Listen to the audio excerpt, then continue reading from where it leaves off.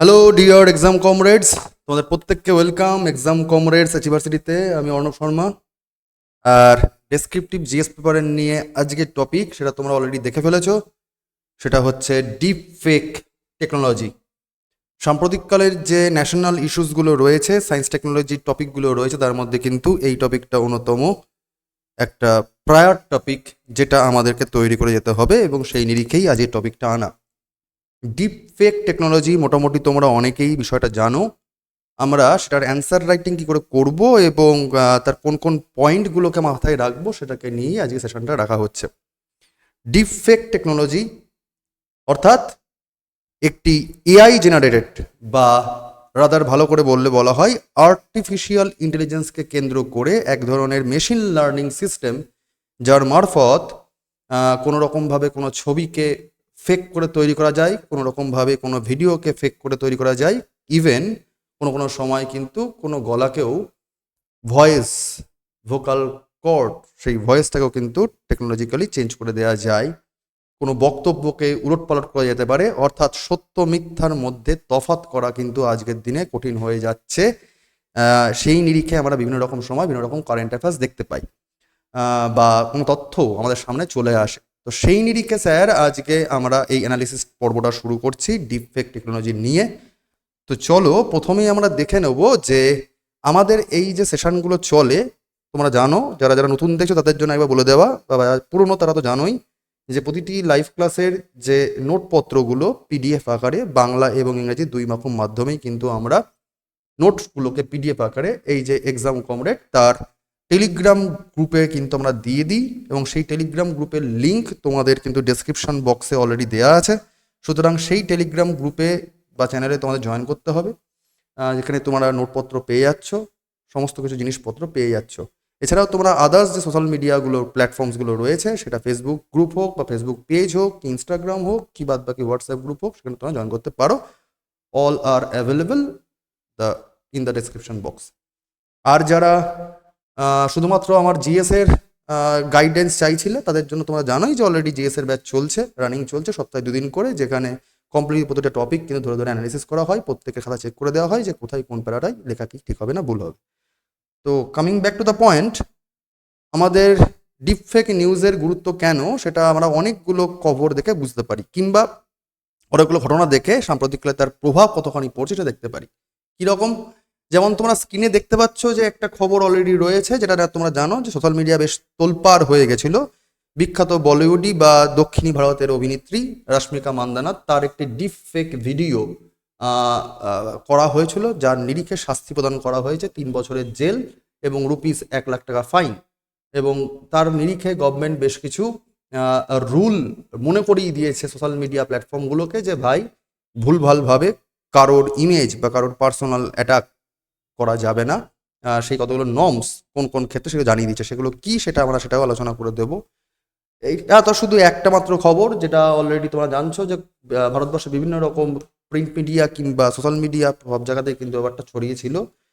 আমরা যদি আরও দেখবে অনেক সময় এরকম দেখা যায় যে সৌরভ গাঙ্গুলি, বিখ্যাত একজন ক্রিকেটার, একজন আইকন ভারতবর্ষের, তার মুখে বিভিন্ন রকম ইনস্টিটিউটের নাম শোনা যায়, বিশেষ করে বাংলার বুকে বা অন্যান্য বিভিন্ন রকম ইনস্টিটিউটের ক্ষেত্রে দেখবে যে তিনি বলছেন এই কোচিং তোমাদের এই কোর্সকে লঞ্চ করছে, সুতরাং তোমরা এই কোর্সের জন্য ভর্তি হতে পারো।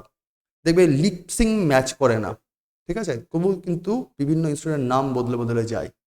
এইটা স্যার এআই জেনারেটেড বা মেশিন লার্নিং সিস্টেম মারফত করা হয়ে থাকে, ঠিক আছে, ভিডিও জেনারেট করা হয়।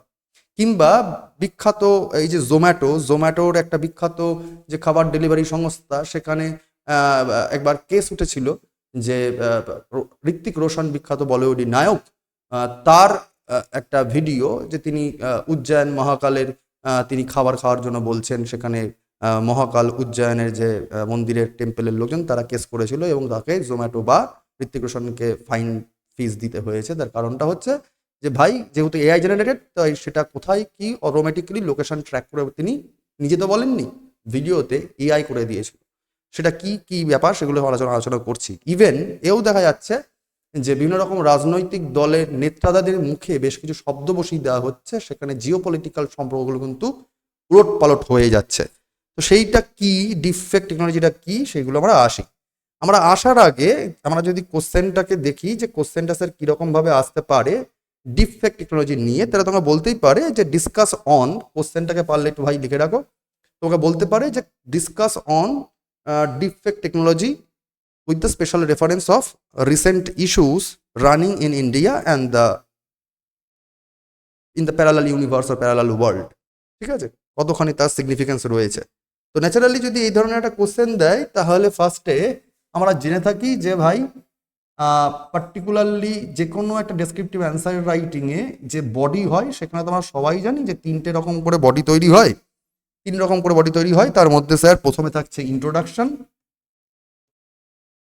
তারপরে তোমার থাকছে বডি, তারপর তোমার থাকছে কনক্লুশন বা কনক্লুড আমরা করি।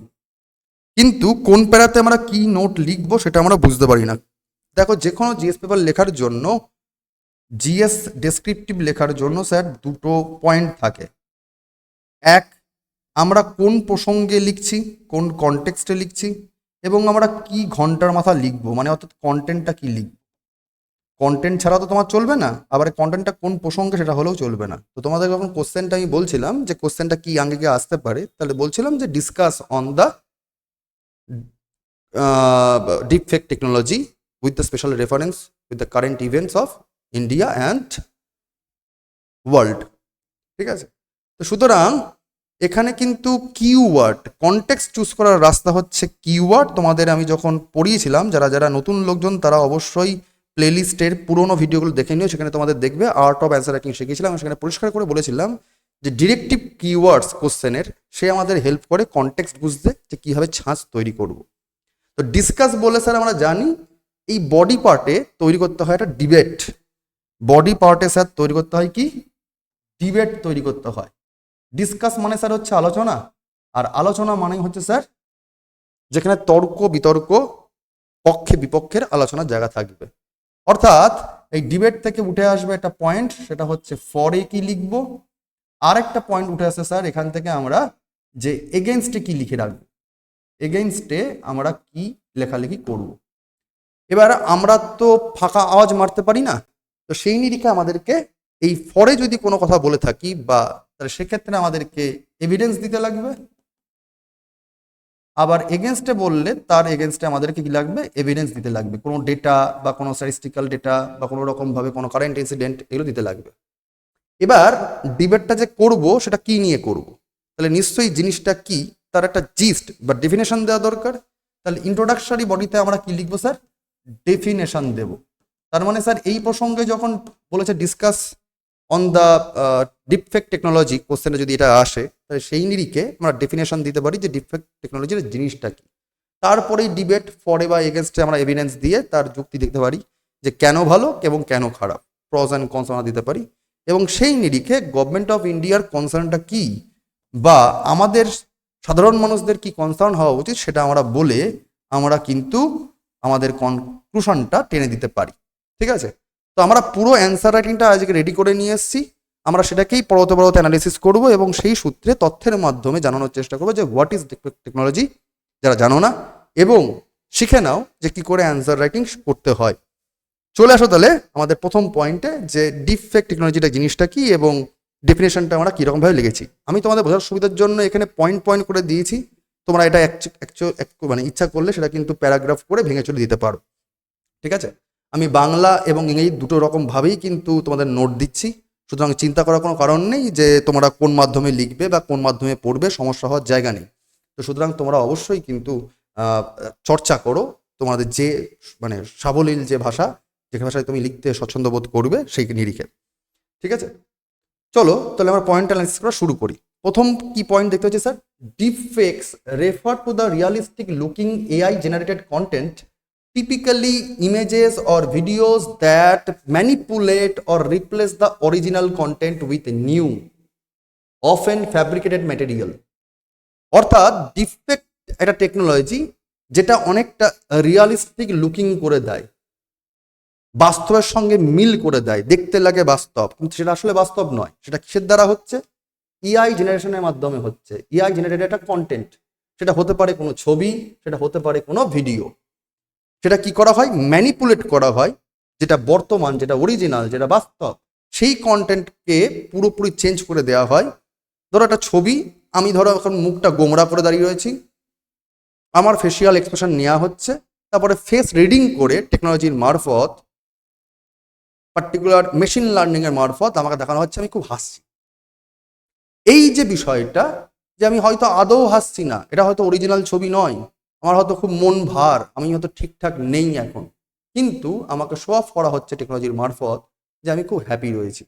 দেখা গেল আমি বাংলা বলতে পারি না, বাংলা বলছি, বাংলা বলে তোমাদের ক্লাস করাচ্ছি, এবার দেখা গেল আমার ক্লাসটাকে ডিফেক্ট টেকনোলজির মারফত আমি তামিল ক্লাসও নিয়ে নিচ্ছি। দেখা গেল তামিলনাড়ুতে পিএসসির যে পরীক্ষা হয় সেখানে ডেসক্রিপটিভ আমি পড়ানো শুরু করে দিচ্ছি, ল্যাঙ্গুয়েজের চেঞ্জ করে দেওয়া যাচ্ছে, ভোকাল কর্ড চেঞ্জ করে দেওয়া যাচ্ছে। এই সমস্ত কিছুই কিন্তু হচ্ছে ডিফেক্ট টেকনোলজি মারফত, অর্থাৎ ম্যানিপুলেট করা হচ্ছে।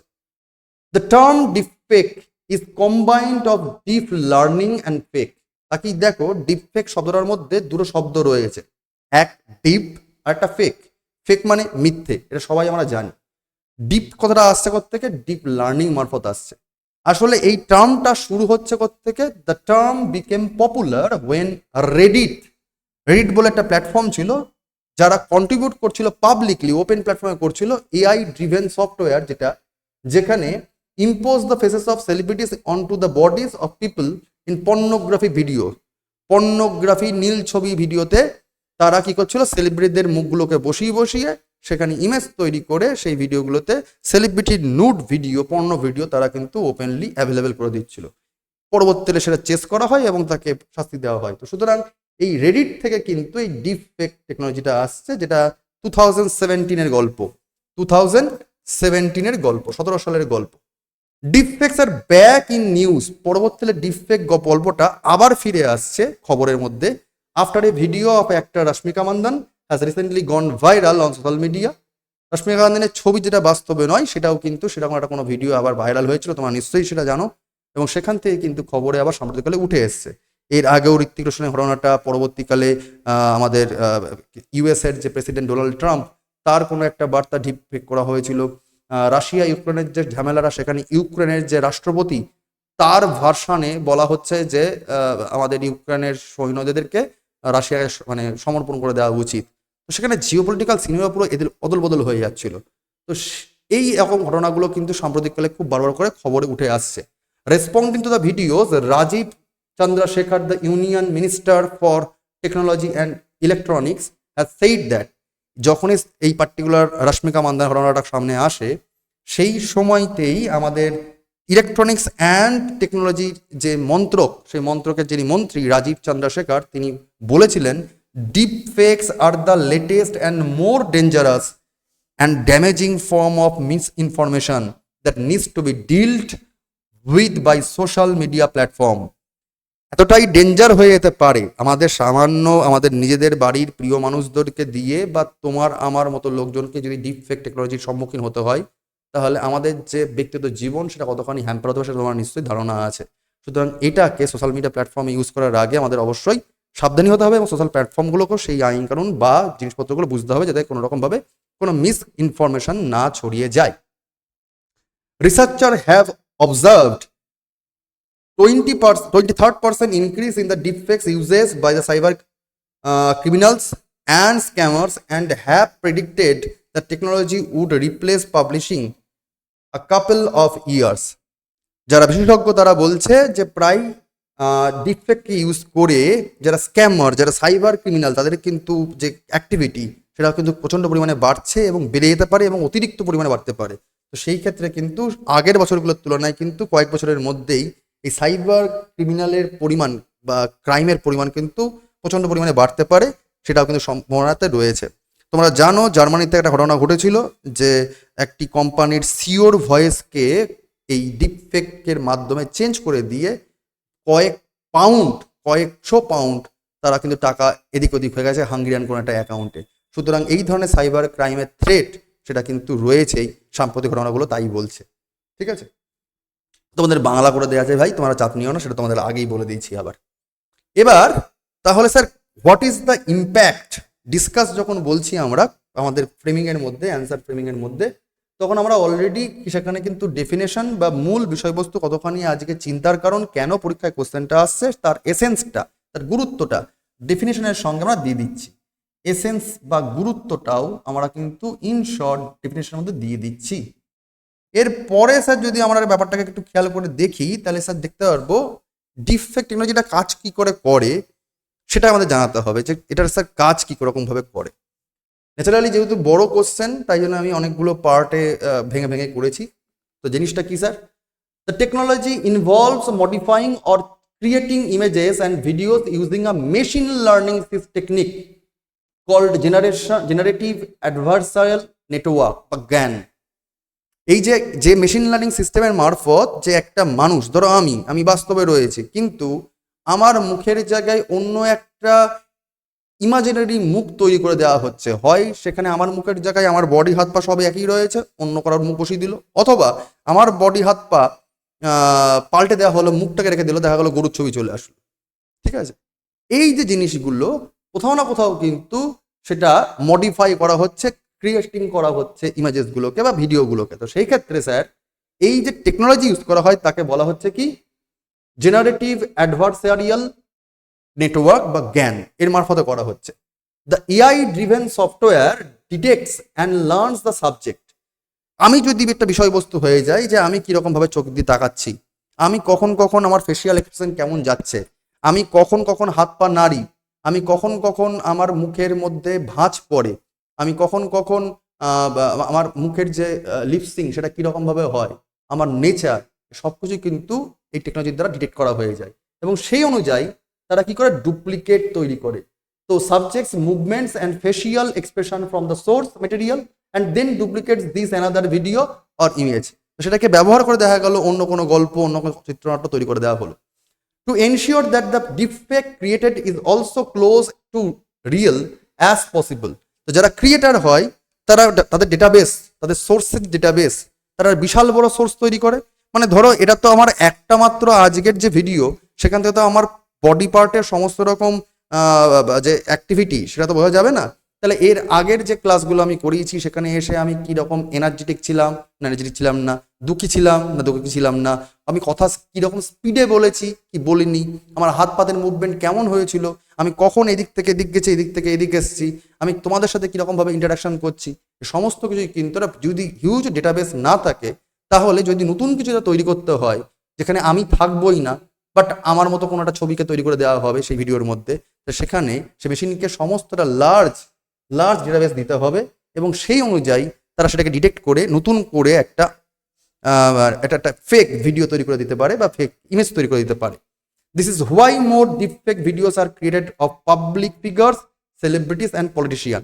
যেহেতু পাবলিক ফিগার্স বা সেলিব্রিটিস বা পলিটিশিয়ানদের ভিডিও বাজারে খুব অ্যাভেলেবেল রয়েছে, সমাজ মাধ্যমে অ্যাভেলেবেল রয়েছে, স্বাভাবিকভাবে তারাই অ্যাট্রাক্টেড হচ্ছে। তার কারণটা হচ্ছে তাদের মুভমেন্ট অ্যাভেলেবেল। তো সেই দিক থেকে ব্যাপারটা কিন্তু তারাই ক্ষতিগ্রস্ত বেশি করে হয় বা তাদের মধ্যেই ইম্প্যাক্ট বেশি করে পড়ে। The dataset is then used by one software to create a fake video, while a second software is used to detect signs and forgery in it. ঠিক আছে, তো একটা ডেটাবেস দিয়ে তৈরি করা হয় আর ডেটাবেস দিয়ে কি করা হচ্ছে যে পুরনো ডেটাবেসগুলোকে কি করে ম্যানিপুলেট করা যায় সেই জিনিস দেখা হয়। Through the collaborative work of these two software, the fake video is rendered until the second software package can no longer detect the forgery. ঠিক আছে, এই কোলাবোরেশন আগের যে সফটওয়্যার ছিল যে ডিটেক্ট করছিল আমার চরিত্রের নেচারের, আমার বডি বিহেভ, আমার সমস্ত রকম কিছু ডিটেক্ট করছিল, পরে যেটা তৈরি করছে তার সাথে কিন্তু এতটাই মিলেমিশি দেওয়া হচ্ছে আপডেশনের মাধ্যমে, কোনো রকমভাবে পার্থক্য করে দেওয়া যাচ্ছে না যে কোনটা রিয়েল আর কোনটা রিয়েল নয়, কোনটা ফেক নয়। This is known as unsupervised learning. একেই আনসুপারভাইজড লার্নিং বলছে, when machine language models teach themselves. সব কিছু কিন্তু এআই দ্বারা করা হচ্ছে, যেখানে কোনো রকমভাবেই কোনো ম্যানিপুলেশন থাকছে না। The method makes it difficult for other software to identify defects. এবং এই সফটওয়্যারগুলো এতটাই উন্নত মানের যে খুঁজে পাওয়া যাচ্ছে না যে কোনটা অরিজিনাল কোনটা ফেক। এখনো পর্যন্ত সিস্টেম এতখানি আপডেট হয়নি, যদিও আস্তে আস্তে যেভাবে এগোচ্ছে তাতে নিশ্চয়ই যারা ডিপফেক টেকনোলজিগুলো তৈরি করছেন তারা অলরেডি রাস্তা তৈরি করবেন, বা যারা ধরো গুগল বা মাইক্রোসফট এটা আস্তে আস্তে কাজ করছে যে অরিজিনাল ভিডিও কোনটা আর ডিপফেক বা যেটা ফেক ভিডিও বা ফেক ইমেজ সেটা কোনটা, এই দুটোকেই কিন্তু খোঁজাখুঁজি করতে হবে যে কোনটা তার অরিজিনাল সোর্স কোনটা। যদি সোর্স না পাওয়া যায় তাহলে কোনটা অরিজিনাল কোনটা ফেক এ কিন্তু বোঝা খুব মুশকিল হয়ে যাচ্ছে। ঠিক আছে, this is the technological aspects. তোমাদের বাংলায় আমি বুঝিয়ে দিয়েছি নোটটা। এবার চলে আসো, তাহলে এই ঘটনা যখন জেনে গেছি তখন স্যার প্রশ্ন আসছে, তাহলে স্যার বর্তমানে চ্যালেঞ্জগুলো কি কি রয়েছে। তাহলে আমরা যখন স্যার একটু আগে ফ্রেমগুলো করছিলাম সেখানে আমি ডেফিনেশন এবং টেকনোলজিটা কি করে কাজ করে সেই জিনিসটা বুঝলাম। তাহলে বডি পার্টে যখন আমি লিখছি ফরে বা এগেনস্টে, তাহলে প্রথমে তো আমাদের আসছে একটা সমস্যা, তাহলে আমরা এগেনস্টে কথা বলবো তো হোয়াট আর দ্য চ্যালেঞ্জেস। ঠিক আছে, তো চ্যালেঞ্জ নিয়ে কথা বলতে গেলে সেই চ্যালেঞ্জগুলো আমাদের সামনে পয়েন্ট পয়েন্ট যদি চলে আসে, তাহলে স্যার পয়েন্টগুলো কি কি, পয়েন্টগুলো যদি দেখে নিই স্যার, পয়েন্টগুলো হচ্ছে this are the problem challenges. চ্যালেঞ্জেসগুলো কি? Number 1, promotes liar dividends. Liar's dividend refers to the situation when an undesirable truth is dismissed as deepfakes or fake news. যে কাঙ্ক্ষিত যে ঘটনাটা হওয়া উচিত ছিল না, সেই ঘটনাটা যখন এতটাই অ্যাপ্রোপ্রিয়েট ভাবে যদি কোনো ভিডিও বা ইমেজ চলে আসে, সেখানে মানুষ পার্থক্য করতে পারবে না যে কোনটা সত্যি আর কোনটা মিথ্যে। একটি মানুষের যদি ছবিকে বিকৃত করে তাকে কোনো পর্নোগ্রাফিক ইমেজে নিয়ে যাওয়া হয়, তাহলে মানুষ যাচাই করতে যাবে না সেই মানুষটি, সে পুরুষ আর অথবা নারী, তা সেটা সত্যি না মিথ্যে, তাকে কিন্তু অন্যরকমভাবে ট্রিটমেন্ট করে দেওয়া শুরু হয়ে যাবে। সুতরাং এটা কিন্তু সবাই একটা বাজে জায়গা। এক্ষেত্রে শুধু সাধারণ মানুষরাই হ্যাম্পার হতে পারে তাই নয়, লিডার্স, ওয়েপনার্স, ডিফেক্টস, তো যারা অপোনেন্ট পার্টির লিডার, তারা তারা সরকার পক্ষের লোককে যেমন জড়িয়ে দিতে পারে কোনো একটা ঘটনাতে, উত্তক্ত করে দিতে পারে, দেখা গেলো পাবলিককে উত্তক্ত করা যায় এরকম একটা ভিডিও বানিয়ে দিতে পারে।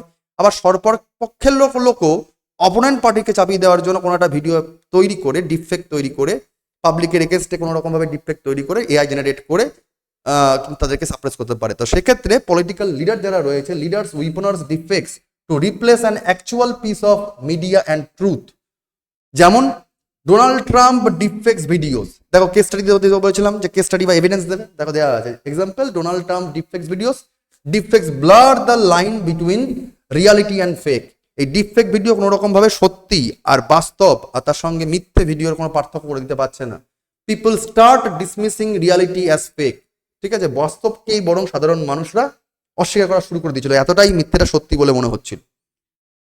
এটা নাম্বার 1 প্রমোট, নাম্বার 1 সমস্যা। দ্বিতীয় সমস্যাটা স্যার কি? Erosion of trust in Democratic process like election. যদি আজকে সরকার পক্ষে যারা থাকছে তারা বিরোধী পক্ষের লোকজনকে মানে হাঁটিয়ে দেওয়ার জন্য তারা যদি কোনো ডিপফেক ভিডিও তৈরি করে সেই বিরোধী পক্ষের লোকের এগেনস্টে, এবং বিরোধী পক্ষের লোক যদি কোনো এআই জেনারেট করে সরকার পক্ষের লোকদের বিরুদ্ধে কোনো জেনারেট করে দেয়, তাহলে পাবলিক কোন নিউজটা সত্যি কোন নিউজটা মিথ্যে সেটা পার্থক্য করতে পারবে না। তাহলে ডেমোক্রেসি এস্টাবলিশ করার জন্য যে পাবলিকের যে চেতনা হওয়া দরকার ছিল সেটা কোথাও না কোথাও কি হবে, ম্যানিপুলেট হয়ে যাবে। তাহলে ডেমোক্রেসি কি থাকবে? নিশ্চয়ই নয়। তাহলে সেখানে ডেমোক্রেসি কোথাও না কোথাও কিন্তু চ্যালেঞ্জের মুখে চলে এসছে।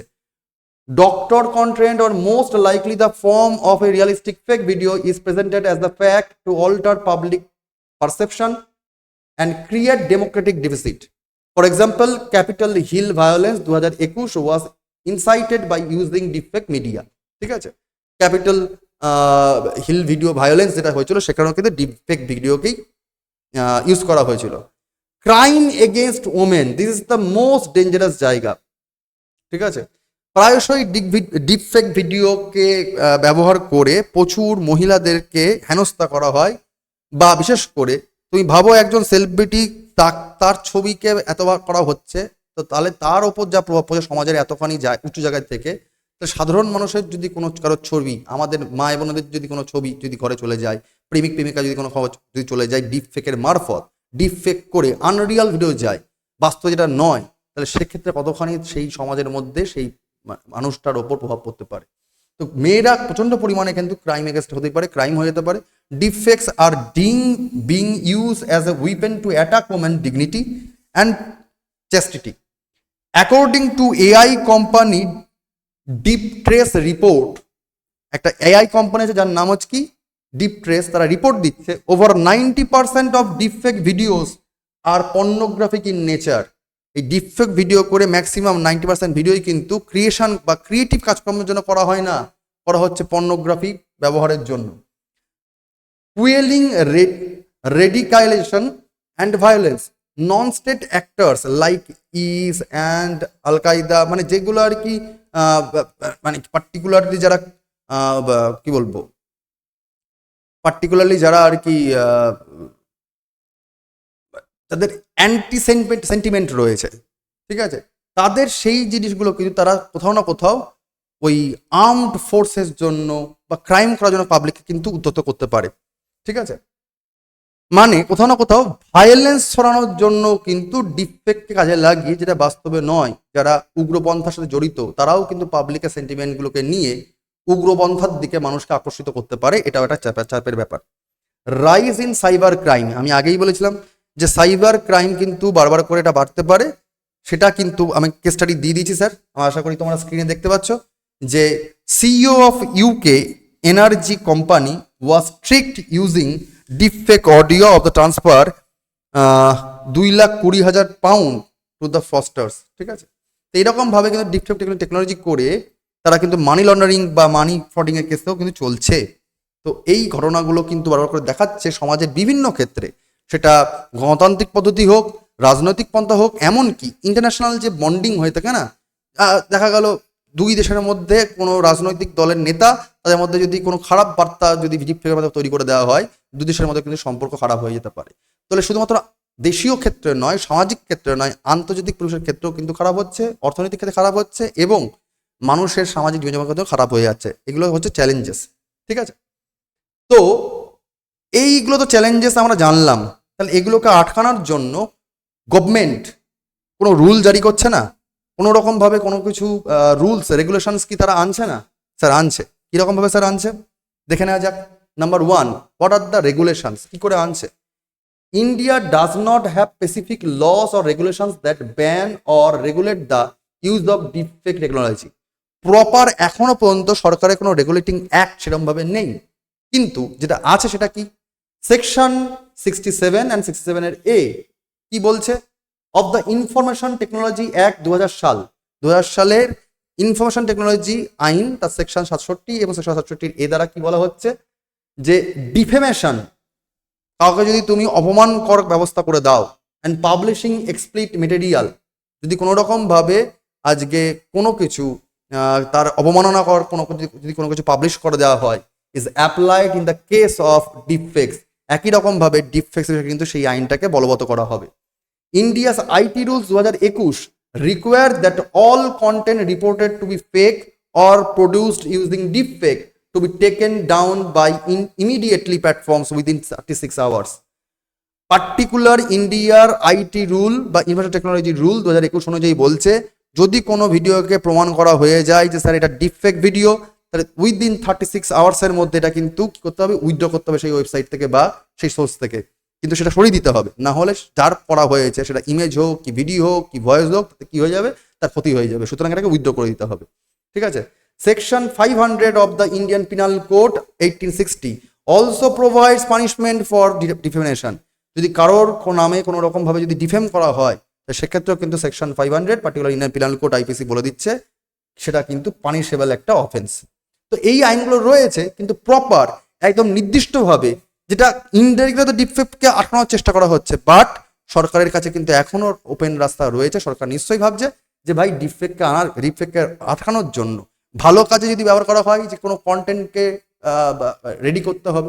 ভালো কাজ স্যার কি হতে পারে, যে দেখা গেল একটা সিনেমা যেটা ভাষা হচ্ছে বাংলা, সেটাকে এই এআই জেনারেটেড বা ডিপফেক ভিডিও করে বহুমাত্রিক ভাষায় সেটাকে করে দেওয়া হচ্ছে। ধরো অতগুলো ভাষার ভয়েস আর্টিস্ট হতে পারে যারা ডাবিং করবে, তাদের তো একটা বিশাল বড় খরচা আছে। তো যদি ডিপফেক টেকনোলজিকে ইউজ করা হয়, দেখা গেল অন্যান্য নানা রকম ভাষাতে কিন্তু কনভার্ট হয়ে যাবে। তো সেক্ষেত্রে একটা লাভকর জায়গা আসতে পারে মিডিয়া ক্ষেত্রে বা এন্টারটেনমেন্টের বাজারের ক্ষেত্রে। ডিপফেক থেকে যদি ঠিকঠাকভাবে কোনো সৎভাবে কোনো ঠিকঠাক প্রোডাক্টকে মার্কেটিং করা হয়, তো সেক্ষেত্রে অ্যাডভার্টাইজিং তুলনায় কিন্তু বড়সড় একটা এক্সপ্লোরেশন আসতে পারে, যে কম খরচে অনেক জায়গায় ছড়িয়ে যাওয়া যেতে পারে, ঠিক আছে।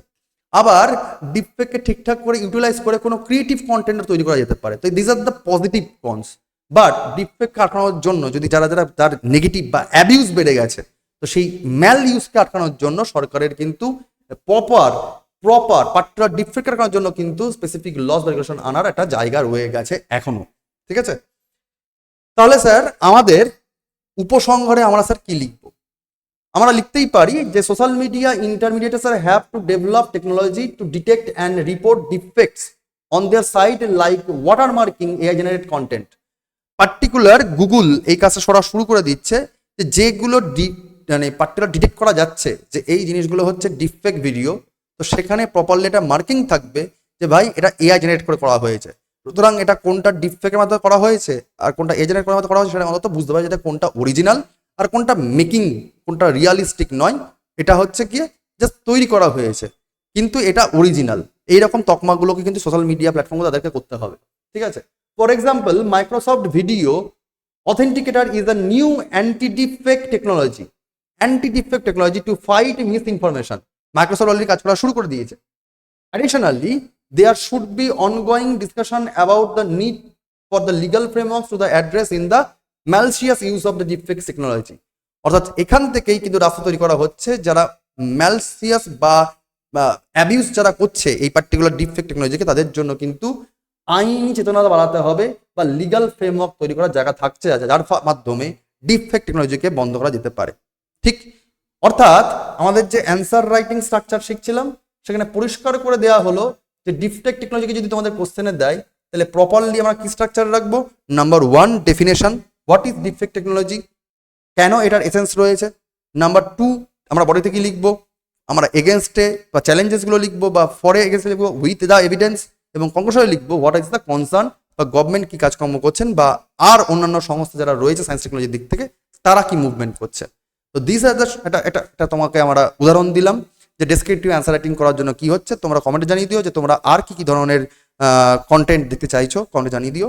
আর যারা যারা নতুন তাদেরকে আবার বলে রাখি, তোমরা ভাই এই প্রতিটা ক্লাসের বাংলা ইংরেজি নোট পাওয়ার জন্য অবশ্যই আমাদের টেলিগ্রাম গ্রুপ জয়েন করে যাও, ডেসক্রিপশন বক্সে দেওয়া আছে। আর অন্যান্য সোশ্যাল মিডিয়ার লিঙ্কগুলো দেওয়া আছে, কানেক্ট থেকো অন্যান্য বিভিন্ন রকম পরীক্ষাগুলোর প্রস্তুতির জন্য। আর যারা ডেসক্রিপটিভ জিএস তৈরি করতে চাইছো তারা এই নাম্বারে স্কল যাওয়া যে নাম্বার বা এই নাম্বারে জাস্ট নিজেকে লিখে দিও যে miscellaneous descriptive online class GS only batch, GS অনলিটা লিখে দেবে, জিএস অনলি, জিএস অনলাইনে সপ্তাহে 2 দিন করে ক্লাস নেওয়া হয়, খাওয়া চেকিং করাও দেওয়া হয়, ঠিক আছে? এনিওয়ে, আজকে যদি রাখলাম, পরের দিন একই রকম ভাবে স্যার এই ডিপফেকের মতো করে অন্য কোনো কন্টেন্ট নিয়ে আসবো, এবং তার জন্য তোমরা অবশ্যই আমাকে জানিয়ে দেবে কোন ধরনের কন্টেন্ট তোমরা দেখতে চাইছো এবং সেটা প্রয়োজন আছে কিনা, সেটা আমরাও কিন্তু পরীক্ষার সাথে অ্যানালিসিস করে করে তোমাদেরকে ক্লাস করিয়ে দেবো। আজকে যদি থাকলো, পরের দিন পরের টপিক দেখা হবে। ততক্ষণ তোমরা সুস্থ থাকো, ভালো থাকো এবং জোর তার হতে থাকো পড়াশোনা এবং স্বপ্নকে সত্যি করার জন্য প্রস্তুতি নিতে থাকো। Best of luck, thank you.